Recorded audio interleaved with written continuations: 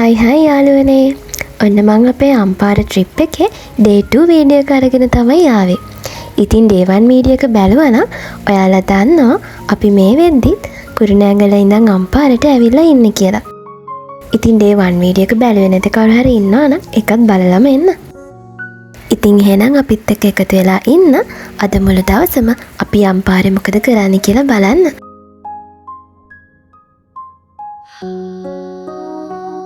ඉතින් අද අපේ පළවෙනි ඩෙස්ටිනේෂන් එක තමයි බුද්ධංගල රජමහා විහාරය. විශාල කඳු පන්ති 5ක් පුරාවට වගේ මේ විහාරය පැතිරිලා තියෙනවා. ඉතින් මෙතන තියෙන නිස්කලංක පරිසරය නිසාම දැන් මේ විහාරය භාවනා මධ්‍යස්ථානයක් විදිහට යොදා ගන්නවා. ඒ වගේම සංචාරකයන් අතර හරිම ජනප්‍රිය විහාරස්ථානයක්. ඉතින් මේ විහාරයේ කඳු මුදුනට නැග්ගාම අපිට අම්පාරේ විශාල ප්‍රදේශයක් බලා ගන්න පුළුවන්. ඉතින් කඳු මුදුනටම වාහනවල යන්න බෑ. පාකින් එකේ වාහන දාලා සැලකිත දුරක් අපිට පයින් යන්න වෙනවා කඳු මුදුනට නැගිද්දි.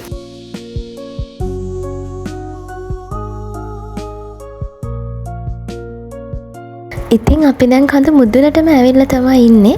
මේ තමයි මං අර ඉස්සෙල්ලා කියපු අපිට පේන ලස්සන view එක.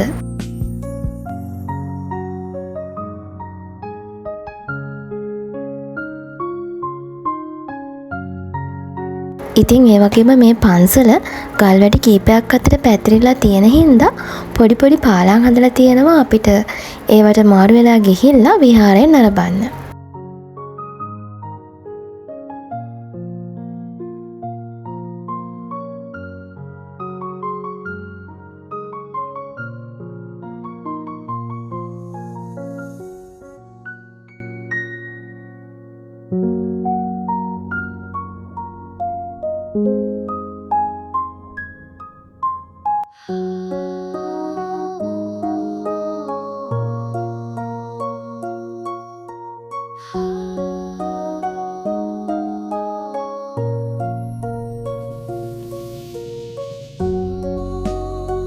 ඉතින් අපි දැන් ඇවිල්ලා ඉන්නේ විහාරයේ තියෙන දානශාලාවට.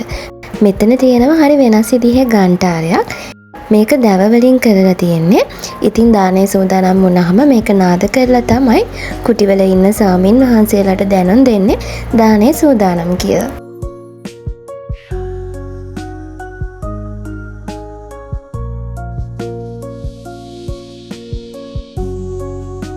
කොහොම හරි දැන් ඔන්න අපි බුද්ධංගල විහාරය බලලා ඉවරයි.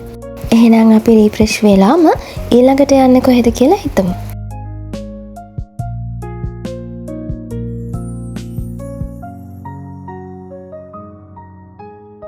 ඉතින් අපේ ඊළඟ ඩෙස්ටිනේෂන් එක තමයි අම්පාර ජපන් සාම චෛත්‍යය. අම්පාරෙන් ගිනියාකල පාරේ කිලෝමීටර් 3.5ක් වගේ යනකොට අම්පාර වැවත් එක්කම වගේ තමයි මේ ජපන් සාම චෛත්‍යය පිහිටලා තියෙන්නේ. ඉතින් මේ විහාරයේ ජපන් ශෛලියට නිර්මාණය වුණ චෛත්‍යයක් බෝධින් වහන්සේ නමක් වගේම විහාරයක් තියෙනවා. ඉතින් ලංකාවේ තව මේ වගේ ප්‍රධාන ජපන් සාම චෛත්‍ය 4ක් තියෙනවා. ඒ තමයි රූමස්සල, වලපනේ, ශ්‍රීපාද පාමුල සහ බණ්ඩාරවෙල. ඉතින් ඒ හැම එකක්ම මේ විදිහට ජපන් ශෛලියටම තමයි නිර්මාණය කරලා තියෙන්නේ. ඊළඟට මෙතන තියෙනවා අම්පාර ලේක් view point කියලා තැනක්. ඉතින් අපි එතනට තමයි ගියේ. හැබැයි හිතුව තරම් එතන view එක නම් ලස්සනට පේන්නේ නැහැ. ඊට වඩා හොඳට ජපන් සාම චෛත්‍යයේ වැවේ view එක තියෙනවා.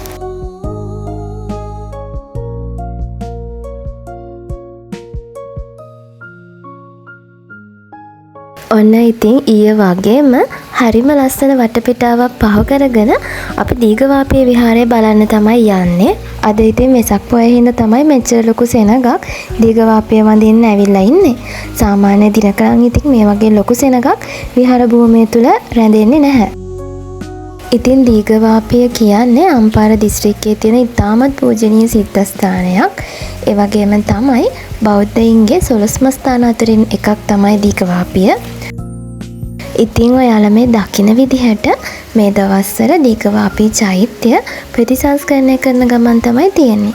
ඉතින් බැතිමතුන් විදිහට ඔයාලට පුළුවන් ගඩොල් කැට අරගෙන චෛත්‍යයට පූජා කරන්න.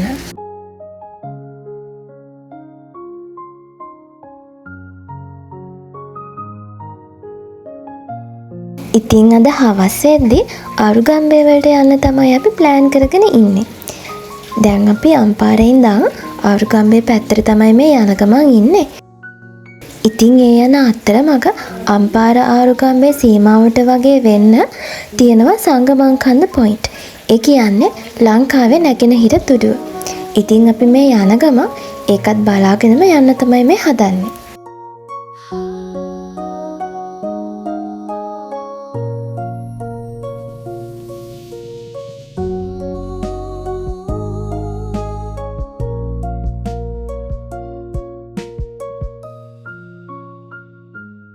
අපි දැන් මේ පොතුවිල් හරිය තමයි පහු කරන ගමන් ඉන්නේ.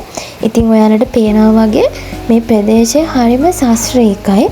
කාලයකට කලින් මෙහි යුද්ධයක් තිබුණද කියලාවත් දැන් හිතා ගන්න බැරි තරම් දියුණුයි.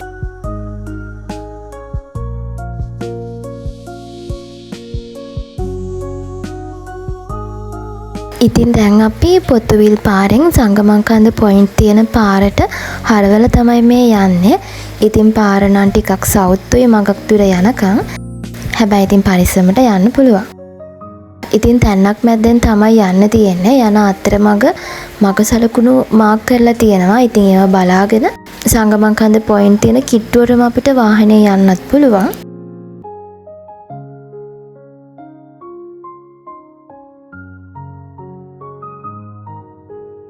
ඉතින් දැන් අපි සංගමංකන්ද පොයින්ට් වලට ඇවිල්ලා තමයි ඉන්නේ.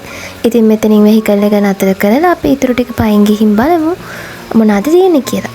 ඉතින් මේ ඔයාලා දකින්නේ සංගමංකන්ද පොයින්ට් එකේ තිබුණ පරණ ලයිට් හවුස් එකක්. දැනට මේක විතරයි ඉතුරු වෙලා තියෙන්නේ. ඉතින් ඇත්තටම සංගමංකන්ද පොයින්ට් කියලා අපි බලන්න ඉන්නේ මෙන්න මේ ලයිට් හවුස් එක තමයි. ඒ වගේම මෙතන බීච් එක තියෙනවා එන්ජොයි කරන්න. ෆොරිනර්ස්ලා හැම සර්ෆ් කරන්න ඇවිල්ලා හිටියා අපි ගිය වෙලෙත්.